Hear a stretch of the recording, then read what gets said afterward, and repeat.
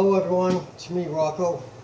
I just want to show everybody how to do proper splicing and make up your grounds for a receptacle for a vanity in a single family residential dwelling, as well as a switch for vanity lights. There we go. So we have our number 12s right here. That's going to be for the outlets of the sink area, of which I'm going to provide a ground fault circuit breaker for that. And then we have a feed and 2 whips for our lights. That's going to be over the sink of the vanity. So we're going to start off with our grounds. So we split all the wires away from each other to sort them out and get the grounds in a good spot in the box. Okay. As we do this, and we do this. Okay, so we have all our grounds for all our wires. Okay, there we go, like this. Because we have 12s and 14s, we have to use the number 12s to ground the switch, even though the switch has 14s.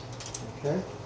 So I'm going to get my 2 longest whips and my other whips. I'm going to measure, make sure I got 6 inches from the back of the box out. That's required by code. I'm going to give those guys a snip. Line the ends up. And I fold the wires to the back of the box so they're nice and back to the back of the box there, on the nice right angles and so forth like that.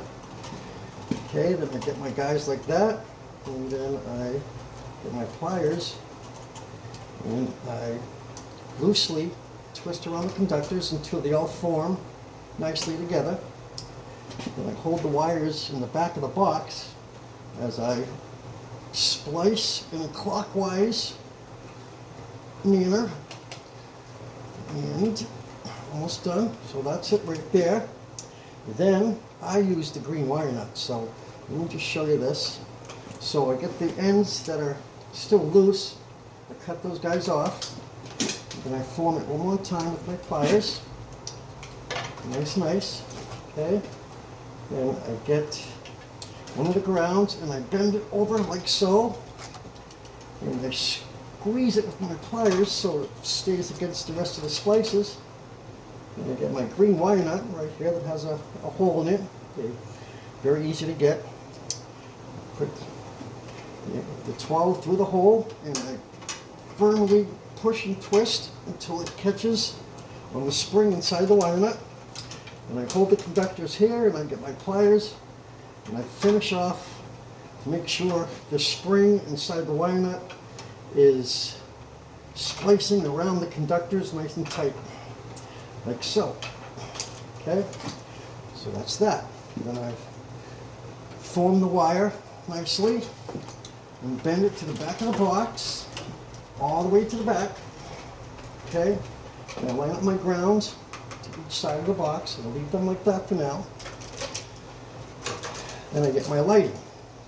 So I have feed source, and I have a white and a black for one light that's over the one sink, and another light wire, a white and a black that's over the other part of the sink. This is a double bowl vanity. So again, I sort my wires and get them so they're in a good spot. Okay, and I start with my whites, which are called your neutrals. Okay, so here they are. And then again, I form it to the back of the box. Make sure I got 6 inches coming out. Okay, I'll give it a snip, like so. Then I simply splice, strip the end of the wires. I usually strip like 3/4 of an inch off the ends. They make strippers, but I've adapted to use my pliers for everything. Again, you line your wires, push it back to the back of the box. Then you line your insulations up on your conductors. So they're nice like that. And then again, you loosely start your splice with your pliers. Okay, then you finish it off with a nice little twist. You don't want to twist them too tight because you'll break the conductor. That's a perfect splice. You grab your wire nut, like so. I use the tan ones. They're They're good for multi-conductors. You can use them for 12s, 14s. And then again, I make sure the spring is catching the conductors. I hold the insulation of the conductors with my left hand, and then I make sure the wire nut is literally twisting over the splice that I just made. And there it is. And then I form it, bend it, get to the very back of the box, like so. A little more, okay. Now I have my lights. So of course there's only 2 wires that can go to a switch, unless you use the strip gauge, which I don't. I put my wires around the terminals, so I need 2 wires. So I have a feed that's going to go on one terminal of the switch, and I have 2 wires for my light. So that's going to require a pigtail splice. Okay, so again, I form my wires, make sure I got 6 inches coming out. Snip it. And again, I strip like 3/4 out for the end of the wire. And then I get another lead, which is going to complete my splice and make my pigtail. So I strip that. Again, I hold my insulations, I line up my insulations, and I give it a loose twist until it's formed nicely. And I finish it off with a nice little twist of a turn, clockwise motion. And I got my wire nut. Again, you let your spring catch the conductor, which it is, and then you hold your insulation of the conductors with your left hand, and you finish it off with your pliers, which it is. Again, give it a nice little form, a twist to the back of the box, like so. And let's see more like that. Okay. Now, these 2 wires will go over the switch. Okay. So now I like my switch closest to the edge of the counter, because my outlet's going to be closest to the mirror. Okay. So here's my receptacle.